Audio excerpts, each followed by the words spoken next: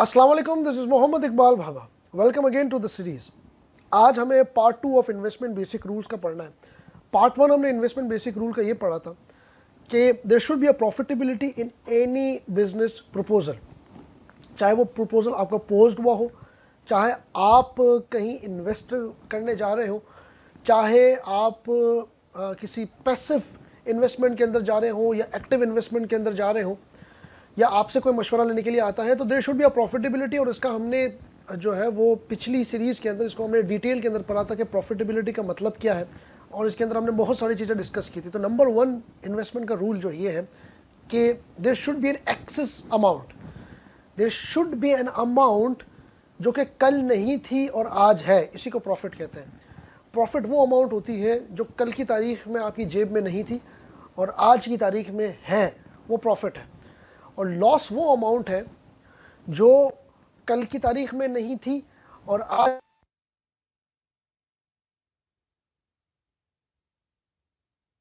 के अमाउंट, जो excess amount जो कल नहीं थी और आज है, वो प्रॉफिट है।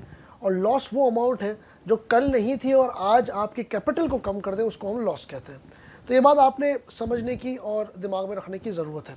अच्छा, अब दूसरा बेसिक प्रिंसिपल इन्वेस्टमेंट का ये होता है जो कि आपको देखना चाहिए, और वो है लिक्विडिटी। वेरी इंपॉर्टेंट पार्ट जो मुझे बहुत पसंद है, और वो है लिक्विडिटी। लिक्विडिटी का मतलब क्या, पहले तो ये समझिएगा। How easily your investment can be converted into cash on your demand as per your request. कितनी आराम से मेरी इन्वेस्टमेंट जो है वो कन्वर्ट हो जाएगी इनटू कैश। एग्जांपल आपको मैं देता हूँ। For example, you park your investment into any saving account of bank. आप बैंक के अंदर सेविंग अकाउंट के अंदर रखते हैं विदाउट फिक्स डिपॉजिट, और आप ये कहते हैं कि भाई इसमें मुझे कितना बचेगा। बैंक वाला आपको कहता है फॉर एग्जांपल आपको 10% बचेगा, और अगर मुझे पूरी प्रिंसिपल अमाउंट अपनी चाहिए होगी तो मुझे जो है वो कब मिलेगी। वो कहेगा यार आप जब रिक्वेस्ट करेंगे within 1 hour, 2 hour, 3 hour आपको मिल जाएगी। तो इसका मतलब ये है कि प्रॉफिटेबिलिटी भी है, 10% है, 11% है या 12% है, सिंगल डिजिट में है या डबल डिजिट में है। प्रॉफिटेबिलिटी का उसूल हम पिछली सीरीज से उठाएंगे। और लिक्विडिटी का मतलब ये कि on as per my demand, as पर माई रिक्वेस्ट मुझे ये रियलाइज हो जाएगी। अच्छा, बाज़ औक़ात हम जिंदगी के अंदर इन्वेस्टमेंट्स कुछ इस तरह की देखते हैं जिसमें ये बात की जाती है कि यार आपको लिक्विडिटी नहीं मिलेगी। यानी कि लिक्विडिटी नहीं मुराद ये है कि आप हमें इन्वेस्टमेंट दे दो, हम आपकी इन्वेस्टमेंट को इन्वेस्ट करेंगे और उससे आपको प्रॉफिट देंगे, लेकिन कम से कम 1 साल तक, 2 साल तक, 3 साल तक, 5 साल तक, 10 साल तक आप हमसे प्रिंसिपल अमाउंट नहीं मांग सकते। अलबत्ता आपको हर महीने आपको प्रॉफिट मिलता रहेगा या हर क्वार्टरली आपको प्रॉफिट मिलता रहेगा, लेकिन आप प्रिंसिपल अमाउंट नहीं मांग सकते। तो ऐसे केस के अंदर प्रॉफिटेबिलिटी अच्छी है या हो सकती है, लेकिन लिक्विडिटी आपकी एज पर डिमांड नहीं है या एज पर रिक्वेस्ट नहीं है। बाज़ औक़ात हम ये भी सिनेरियो देखते हैं कि भाई आपको लिक्विडिटी मिल जाएगी लेकिन आपको 3 महीने का नोटिस पीरियड देना पड़ेगा। आप 3 महीने का नोटिस देंगे, आपको लिक्विडिटी मिल जाएगी। बाज़ औक़ात हम ये भी सिनेरियो देखते हैं। बाज़ औक़ात हम ये भी सिनेरियो देखते हैं कि भाई लिक्विडिटी किसी ख़ास इवेंट के होने पे होगी। मतलब आपको लिक्विडिटी चाहिए, आप अपनी जगह कोई ऐसा इन्वेस्टर हमें लेकर आ जाए जो आपका इक्विटी परचेज कर ले। मतलब फॉर एग्जाम्पल, अगर मैं हूँ और मैंने किसी कंपनी को 10 लाख रुपए दिए और कंपनी ने कहा भाई आपकी लिक्विडिटी उसी सूरत में है कि हम आपको पैसे नहीं देंगे, आप कोई इन्वेस्टर लेकर आए जो आपको आपके 10 लाख रुपए दे दे और हमारे साथ प्रॉफिट के साथ कनेक्ट कर दे, तो इस तरह आपका एग्जिट है, ये हम लिक्विडिटी नहीं देंगे। ऐसी बहुत सारी कंपनीज है, इसमें सबसे बड़ी तो पब्लिक लिमिटेड कंपनी है। पब्लिक लिमिटेड कंपनी का क्या होता है, जब वो शेयर्स इशू करती है और पब्लिक लिमिटेड कंपनी आपसे जो है वो आप जब उसको पैसे देते हैं IPO की सूरत में, जब नई कंपनी लॉन्च होती है, IPO क्या होता है उसको भी पढ़ेंगे, तो उस सूरत में क्या होता है कि कंपनी आपको कहती है, आप कहते हैं भाई मुझे जो है ना वो शेयर नहीं चाहिए, मुझे शेयर वापस, मुझे मेरे पैसे वापस कर दो, आप शेयर वापस ले लो। कंपनी कहती नहीं, ऐसा नहीं हो सकता, you have to sell your share in a secondary market that is stock exchange. तो कहने का मेरा मतलब सिंपल ये है कि लिक्विडिटी के काफ़ी सिनेरियोज हम देखते हैं। एक ये है कि आपकी डिमांड पे फ़ौरन मिल जाएगी, जैसे कि बैंक, जैसे कि म्यूचुअल फंड। एक ये है एक्सक्यूज मी, एक ये है कि भाई 1 साल तक नहीं मिलेगी या कुछ खास टेन्योर तक नहीं मिलेगी जब तक वो टेन्योर मैच्योर नहीं हो जाता। एक ये है कि आपको नोटिस देना पड़ेगा, आपकी तरफ से नोटिस आएगा तो हम देंगे, और एक ये है कि हम करेंगे ही नहीं। आपको कोई दूसरा थर्ड पार्टी का इन्वेस्टर लाना पड़ेगा जो हमारे साथ कनेक्ट हो जाए। बहुत सारी हम चीज़ें देख रहे होते हैं और भी बहुत सारे सिनेरियोज होते हैं लिक्विडिटी के। तो कहने का मेरा मतलब सिंपल सी ये है कि आप जब भी किसी बिजनेस को इवेल्युएट कर रहे होते हैं, चाहे आप पैसा लगा रहे होते हैं या आपको कोई पैसा दे रहा होता है, तो आपको दोनों सूरतों में सोचना होता है कि यार लिक्विडिटी क्या है। अच्छा, यूजुअली ये भी देखा जाता है कि प्रॉफिटेबिलिटी और लिक्विडिटी का ट्रेड ऑफ होता है। क्या मतलब हुआ? यानी कि एक चीज़ ज़्यादा होगी ना तो एक चीज़ कम होगी। क्या मतलब हुआ? जिसकी प्रॉफिटेबिलिटी ज़्यादा है ना, यानी कि फॉर एग्जांपल एक बंदा आपको प्रॉफिटेबिलिटी ज़्यादा दे रहा है, मार्केट से भी ज़्यादा रेट ऑफ रिटर्न दे रहा है, तो वो आपको लिक्विडिटी में बाउंड कर देगा कि यार मैं आपको पैसा नहीं दूंगा, प्रिंसिपल अमाउंट नहीं मिलेगी, हाल आप मुझसे प्रॉफिटेबिलिटी ले लो। चूंकि वो आपको लिक्विडिटी, आपका प्रिंसिपल अमाउंट को बाउंड कर रहा है, तो इसका मतलब ये हो गया कि आप उसके बिजनेस में रिस्क ज़्यादा ले रहे हैं, तो वो रिटर्न भी आपको ज़्यादा ही देगा। तो यूजुअली ऐसा होता है और आपका दिमाग भी और आपका सेंस भी इस तरह वर्क करना चाहिए कि जिसकी प्रॉफिटेबिलिटी ज़्यादा होती है ना, वो आपको लिक्विडिटी में 100% बाउंड करेगा कि यार आपको मैं लिक्विडिटी, आपको आपका पैसा प्रिंसिपल अमाउंट आपकी रिक्वेस्ट पर नहीं दूंगा, वो आपको खास टेन्योर तक के लिए फिक्स कर देगा। ये दिमाग आपका चलना चाहिए।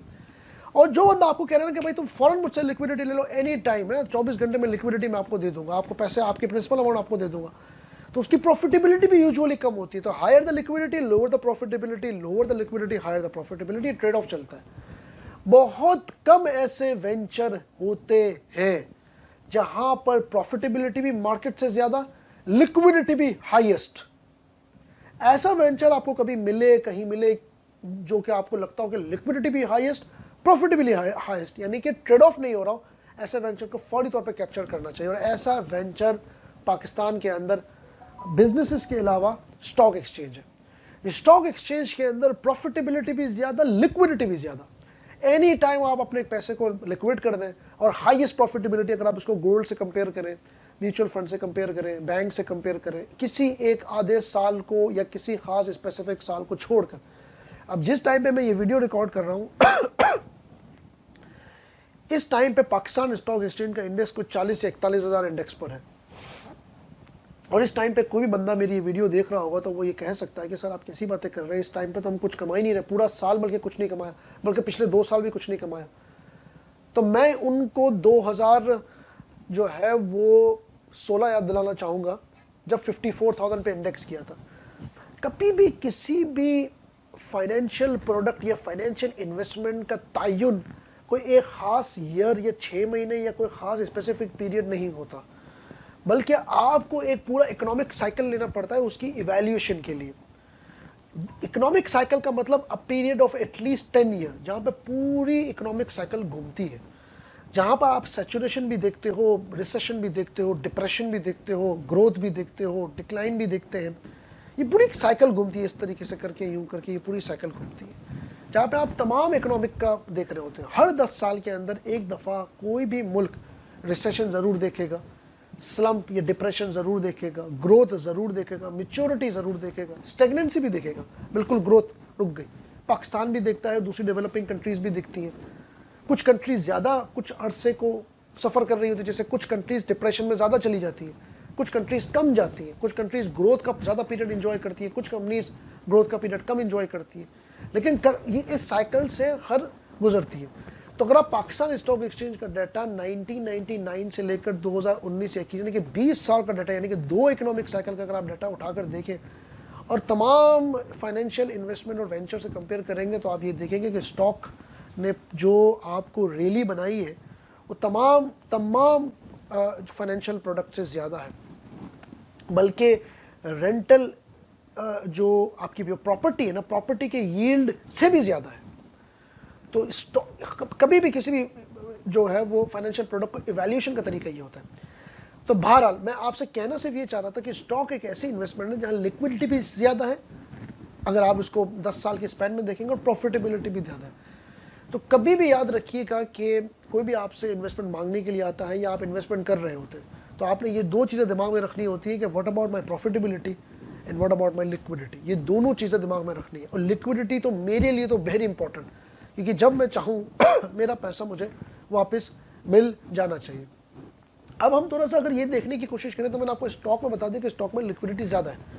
लिक्विडिटी और कहाँ कहाँ ज़्यादा है ये भी देख लेते हैं, और कहाँ कहाँ कम है ये भी देख लेते हैं, मुवाजना कर लेते हैं दूसरे फाइनेंशियल वेंचर से। गोल्ड, क्या गोल्ड के अंदर लिक्विडिटी ज़्यादा है? बिल्कुल गोल्ड के अंदर लिक्विडिटी ज़्यादा है, गोल्ड के अंदर बिल्कुल लिक्विडिटी ज़्यादा है।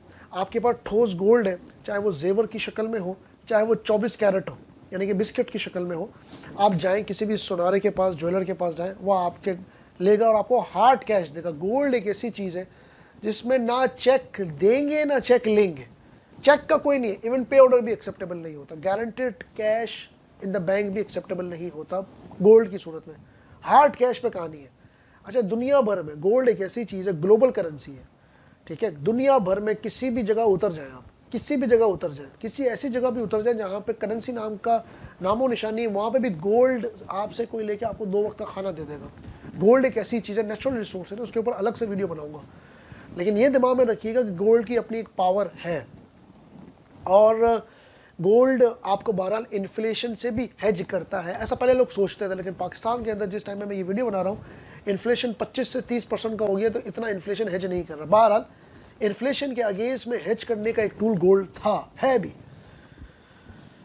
तो ये जो येलो मेटल है, इसको हम येलो मेटल कहते हैं, ये जो येलो मेटल है इसके अंदर आप देखिए लिक्विडिटी हाईएस्ट है। जितना भी गोल्ड पड़ा हुआ हो, जितना भी अमाउंट का गोल्ड पड़ा हुआ आप ज्वेलर को देंगे वो आपको हार्ड कैश देगा, उससे कम की बात नहीं होती है। पहली बात तो ये। दूसरी बात ये है कि गोल्ड के अंदर प्रॉफिटेबिलिटी यहाँ बिल्कुल है, गोल्ड के अंदर प्रॉफिटेबिलिटी है, हाँ बिल्कुल है। अच्छा, प्रॉफिटेबिलिटी मैंने लास्ट चूंकि सीरीज के अंदर ये चीज़ डिस्कस की थी, तो प्रॉफिटेबिलिटी के भी बहुत सारे एरियाज होते हैं कि भाई किस तरह प्रॉफिट मिलेगा, इसमें भी थोड़ी सी बात कर लेते हैं। मैंने लास्ट सीरीज के अंदर इसको छोड़ दिया था, प्रॉफिटेबिलिटी के ऊपर भी मैं बात करता हूँ आपसे। लेकिन गोल्ड के अंदर लिक्विडिटी यहाँ बिल्कुल है, स्टॉक के अंदर लिक्विडिटी यहाँ बिल्कुल है। सर बैंक के अंदर लिक्विडिटी है, बिल्कुल है। अल्लाह, बैंक के अंदर डिपेंड करता है। अगर आपने फिक्स डिपॉजिट कर दिया, लिक्विडिटी गई, 3 साल 10 साल 12 साल 15 साल के लिए कर दिया, लिक्विडिटी गई। लेकिन अगर आपने खुला रखा हुआ है कि भाई मैं जब चाहूँ मुझे मिल जाए, लिक्विडिटी है, बिल्कुल है।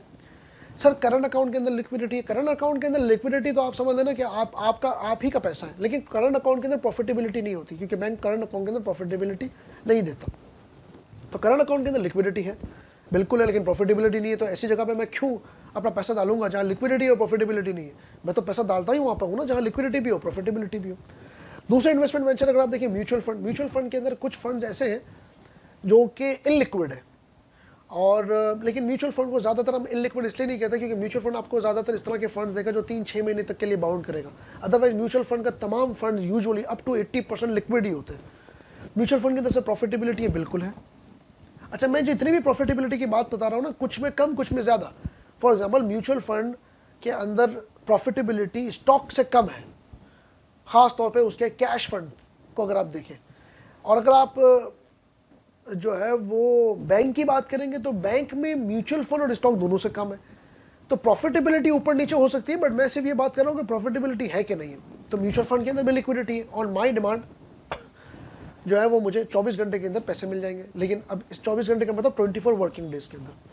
अगर हम प्रॉपर्टी के अंदर बात करें, सर प्रॉपर्टी के अंदर प्रॉफिटेबिलिटी है, बिल्कुल प्रॉफिटेबिलिटी है। लेकिन क्या प्रॉपर्टी के अंदर लिक्विडिटी है? नहीं, property is an illiquid asset. Property illiquid asset इसलिए क्योंकि नॉर्मली प्रॉपर्टी को 3 महीने से 6 महीने लगते हैं, और कुछ प्रॉपर्टी तो ऐसी है जो सालों साल पड़ी हुई है, बिक नहीं रही। क्यों? क्योंकि हो सकता है प्राइम लोकेशन पे ना हो, कोई केस हो, इस वजह से प्रॉपर्टी नहीं बिक रही, कागजात पूरे नहीं हो, लैंड है तो म्यूटेशन नहीं हुई, काइंड ऑफ। तो प्रॉपर्टी के अपने मसले मसाइल हैं।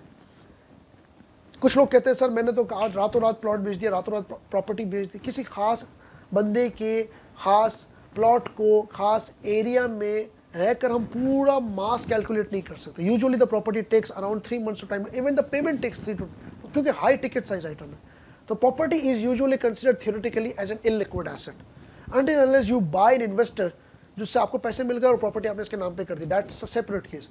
लेकिन प्रॉपर्टी का जेन्युइन बायर, एक हैंड से दूसरे हैंड तक पहुंचना, यानी कि जेन्युइनली मैं भी बेचना चाह रहा हूँ, जेन्युइनली तुम भी खरीदना चाह रहे हो, और मैं आपको मेरी आपसे मुलाकात हो गई, मैंने आपको बेच दिया, आपने खरीद लिया। इसमें यूजुअली 3 महीने से 6 महीने लगते हैं। बीच में इन्वेस्टर आए, that is not the genuine buyer. वो तो इन्वेस्टर है, उसने पैसा जो है वो पंप इन किया और आपसे चीज़ उठा ली और वो फिर ज़्यादा में उसको बेचेगा। तो यूजुअली इस तरह जो है ना वो प्रॉपर्टी में 3 महीने से 6 महीने लगते हैं, बाज़ औक़ात इससे भी ज़्यादा लग रहा होता है, 1-1 साल भी लग रहा होता है, 2-2 साल भी लग रहे होते हैं। और अगर आप बुकिंग पे लेते हैं तो 5-5 साल 6-6 साल के प्लान्स भी बनते हैं, स्केड्यूल प्लान्स बनते हैं। तो प्रॉपर्टी के अंदर यूजुअली लिक्विडिटी नहीं होती। तो ये liquidity it's an important tool जिसको आपको देखना होता है। और भी बहुत सारी मार्केट्स हैं, फॉरेक्स मार्केट, आप डॉलर रखते हैं, डॉलर सर लिक्विडिटी है कि नहीं, बिल्कुल लिक्विडिटी है, किसी भी फॉरेन एक्सचेंज के पास आप चले जाए लिक्विडिटी। आजकल थोड़ा सा प्रॉब्लम इस सेंस में जब मैं वीडियो बना रहा हूँ कि पाकिस्तान के अंदर डॉलर के रिजर्व्स स्टेट बैंक के पास 6 अरब डॉलर रह गए, कमर्शियल बैंक के पास भी 6 अरब है, 12 अरब डॉलर रह गए। तो आजकल थोड़ा सा बेचना और बाइंग सेलिंग में थोड़ा सा प्रॉब्लम है, एनआईसी की रिक्वायरमेंट्स है। बट ऑल्दो फॉरेन करेंसी आपके पास पड़ी हुई है, लिक्विड एसेट है, आप फॉरेन इसको लिक्विडेट करवा दें। प्रॉफिटेबिलिटी है, प्रॉफिटेबिलिटी भी है। अगर फॉरेन करेंसी बढ़ गई अगेंस्ट योर पाकिस्तानी डॉलर तो आपके तो बल्ले बल्ले। तो ये बात आपने दिमाग में रखनी है कि लिक्विडिटी। अब मैं बात करना चाह रहा हूं जो एक रिमेनिंग पोर्शन मेरे दिमाग में आया, प्रॉफिटेबिलिटी। देखिए प्रॉफिटेबिलिटी किसी भी सूरत में हो सकती है। एक बंदा आपको ये भी कह सकता है कि भाई 10 लाख के तुम मुझसे 2 लाख रुपए ले लेना, आपको एक साथ 2 लाख रुपए मिल गए, यानी कि 20% का रिटर्न मिल गया, दैट इज योर प्रॉफिटेबिलिटी। एक बंदा आपको ये भी कह सकता है कि भाई तुम एक काम करो, मुझसे 10 लाख पे 5-5 हज़ार महीना ले लो एक साल तक के लिए, यानी कि 60,000 रुपये हो गए, और आखिरी में आके मुझसे 1,40,000 ले लेना, तो 1,40,000 वो और 5-5 हज़ार ये 2 लाख हो गए। यानी कि एक साल अगर आपको कोई 2 लाख रुपए दे रहा है एरियर्स में, यानी कि साल गुजरने के बाद, वो भी प्रॉफिटेबिलिटी है। एक बंदा आपको, आप एक बंदे को कहते हो यार मुझे एक साल बाद दोगे, क्या फ़ायदा, आप मुझे महीना महीना भी कुछ देते रहो ताकि थोड़ा थोड़ा आता रहे, तो मुझे थोड़ा सा जो है वो आसरा रहे, और आखिरी में जो मेरी रिमेनिंग अमाउंट है वो दे देना, इसको भी प्रॉफिटेबिलिटी कहेंगे। और ये भी आप टर्म रख सकते हो कि भाई मुझे महीना महीना कर दे, ये भी प्रॉफिटेबिलिटी है। अच्छा, एक बंदा आपको ये भी कह सकता है कि भाई आप एक काम करो, आप मुझे 10 लाख रुपए दे दो, ठीक है, आपको मैं 2 लाख रुपए दूंगा, अगर मैं 2 लाख नहीं दे सका तो 2 लाख का एवज में मेरा गोल्ड तुम ले लेना, ये भी profitability. The profitability can take many forms, चाहे वो गोल्ड की सूरत में हो या किसी भी सूरत में। अगर मैं तुम्हें 2 लाख रुपए नहीं दे सका तो मेरा तुम गोल्ड ले लेना, ये भी आपके लिए प्रॉफिटेबिलिटी है। स्टॉक मार्केट के अंदर हम देखें तो प्रॉफिटेबिलिटी बहुत सारी फॉर्म्स में आती है। राइट शेयर स्टॉक एक्सचेंज के अंदर बताऊंगा क्या चीज़ है, ये एक ऐसी फॉर्म ऑफ अपॉर्चुनिटी जो कि डायरेक्ट प्रॉफिटेबिलिटी नहीं है, आप उसका पार्ट बनकर प्रॉफिट कमा सकते हैं। Right share bonus direct profitability नहीं है, लेकिन जब भी बोनस आपके शेयर्स के साथ जुड़ेगा और कंपनी डिविडेंड अनाउंस करेगी, आपकी प्रॉफिटेबिलिटी बढ़ जाएगी। Dividend itself a direct profitability जो कि स्टॉक एक्सचेंज से हमारे पास आती है। तो स्टॉक एक्सचेंज के अंदर आपको राइट शेयर प्रॉफिटेबिलिटी का पार्ट है, डायरेक्टली नहीं है, पार्ट बन जाता है। बोनस प्रॉफिटेबिलिटी का पार्ट है, आईपीओ प्रॉफिटेबिलिटी के पार्ट्स बन जाते हैं, और आपके जो है वो डायरेक्ट डिविडेंड तो है प्रॉफिटेबिलिटी का पार्ट। तो ये तमाम प्रॉफिटेबिलिटी का पार्ट है। तो ये बात दिमाग में रखिएगा कि ये सब की तमाम चीज़ें प्रॉफिट का पार्ट होती है। Profit can take many forms. जैसे प्रॉपर्टी के अंदर हम देखते हैं कि आप प्रॉपर्टी परचेज करते हैं और आपको एक रेंटल इनकम आना शुरू हो जाती है, ये प्रॉफिटेबिलिटी है। जब आप प्रॉपर्टी बेचते हो तो आपके पास कैपिटल एप्रिसिएशन आ जाती है, तो ये भी एक प्रॉफिटेबिलिटी है। भाई बेचने के बाद जो एप्रिसिएशन मिली वो अलग, और जब तक मेरा होल्ड कर रहा हूँ प्रॉपर्टी उससे रेंटल इनकम आ रहा है वो अलग, तो डेट इज ऑल्सो प्रॉफिटेबिलिटी। इसी तरीके से हम गोल्ड को देखते हैं कि गोल्ड एक ऐसा है कि प्रॉफिटेबिलिटी उसकी रियलाइज उसी वक्त होगी जब आप उसको बेचेंगे। गोल्ड आपके हाथ में जब तक है तब तक कोई प्रॉफिटेबिलिटी नहीं है, जब तक कि वो फिजिकल गोल्ड आप अपने हाथ में रखें और उसको बेचे ना, तो क्या प्रॉफिटेबिलिटी है। जब बेचेंगे प्रॉफिटेबिलिटी रियलाइज होगी। लेकिन कमोडिटी मार्केट में जाके आप नॉन फिजिकल गोल्ड के अंदर भी कमा सकते हैं बेचे बगैर। ये भी एक कमोडिटी मार्केट है जो PMEX यानी कि पाकिस्तान मर्केंटाइल एक्सचेंज करती है। तो बेटा profitability can take many forms. आप जब किसी के साथ पार्टनरशिप करते हैं तो उस पार्टनरशिप के अंदर जब पार्टनरशिप प्रॉफिट अक्रू करती है, उस अक्रूड प्रॉफिट के अंदर आपका शेयर बनता है, वो प्रॉफिटेबिलिटी है। अब पार्टनरशिप के अंदर प्रॉफिटेबिलिटी इस फॉर्म में है। जब पार्टनरशिप को आप एग्जिट करते हैं तो आप कहते हैं कि भाईजान मुझे प्रॉफिटेबिलिटी मेरी दो और मेरा जो कैपिटल लगा हुआ है वो दो, और सिंपल सी बात ये है कि मैं गुडविल के पैसे भी इस सेंस में मैं एग्जिट करते वक्त लेके जाऊंगा, तो वो गुडविल के पैसे भी प्रॉफिटेबिलिटी है। जब नया पार्टनर इन होता है, जब एडमिशन ऑफ अ पार्टनर होता है किसी भी फर्म के अंदर, पार्टनरशिप फर्म के अंदर जब एडमिशन होता है, तो दो एग्जिस्टिंग पार्टनर ये डिसाइड करते हैं कि भाई फॉर एग्जांपल हमारे जो है वो 10-10 लाख लगे हुए, लेकिन जो सामने वाला बंदा आएगा उससे हम अपनी गुडविल के पैसे भी डिमांड करेंगे। तो जो है गुडविल के पैसे डिमांड करेंगे, वो जो पार्टनर थर्ड पार्टनर आके देगा, वो एग्जिस्टिंग पार्टनर के लिए प्रॉफिटेबिलिटी। तो कहने का मतलब है प्रॉफिटेबिलिटी की काफ़ी सारी फॉर्म्स हो सकती है कि यार ये मेरे लिए प्रॉफिटेबिलिटी है। बाज़ औक़ात हम ऐसा भी देखते हैं बिजनेसेस के अंदर कि भाई मैं बिजनेस कर रहा हूँ, मेरे पास एक मेरा क्लाइंट आया और मेरे क्लाइंट ने बोला कि यार मुझे ये सॉफ्टवेयर में प्रॉब्लम हो रही है। मैं कहता हूँ मैं आपको रेफ़र कर देता हूँ, मैं आपको एक पर्टिकुलर बंदे के बाद रेफ़र कर देता हूँ, आप उसके पास जाएं और आप जो है वो उस सॉफ्टवेयर से खुश हो जाएंगे। वो रेफ़र करने का मैंने कमीशन चार्ज किया, जिसको यूजुअली हम रेफरल फ़ी कहते हैं। ये रेफरल फी भी मेरी प्रॉफिटेबिलिटी बन सकती है, और बाकायदा कॉर्पोरेट के अंदर इवन रेफरेंस के तौर पे भी फी चार्ज की जा सकती है और की जाती है। इट्स 100% लीगल एंड एथिकल कि मैं आपको रेफर कर रहा हूँ। अच्छा, फी जब चार्ज की जाती है ना, तो रिस्पॉन्सिबिलिटी यहाँ पे खत्म नहीं होती। आप जिसको दे रहे हो ना उसकी पूरी जिम्मेदारी लेते हैं कि भाईजान वो उसको सही सर्विसेज दे रहा है, नहीं दे रहा, कहीं कहीं कंसल्टेंसी दे रहा है कि नहीं दे रहा। तो ये रेफरल फी भी मेरी प्रॉफिटेबिलिटी का पार्ट है। कहने का मतलब है कि एक्टिव से लेकर पैसिव से लेकर किसी दूसरे फॉर्म्स में लेकर profitability can take many forms, और हर चीज प्रॉफिटेबिलिटी उसको आप आखिरी में अक्रू करके देखते हैं कि यार वो जो मुझे मिला वो इंडस्ट्री के उससे ज्यादा है कि नहीं। तो ये बात आप लोगों को समझने की जरूरत है। तो liquidity and profitability both play a vital role in understanding the determination कि मुझे वहां पे इन्वेस्टमेंट करनी है कि नहीं करनी। Last part of the investment basic rules इंशाल्लाह उसको नेक्स्ट सीरीज के अंदर पढ़ेंगे। अपना बहुत ज्यादा ख्याल रखिएगा। अस्सलाम वालेकुम, टिल देन, अल्लाह हाफिज़।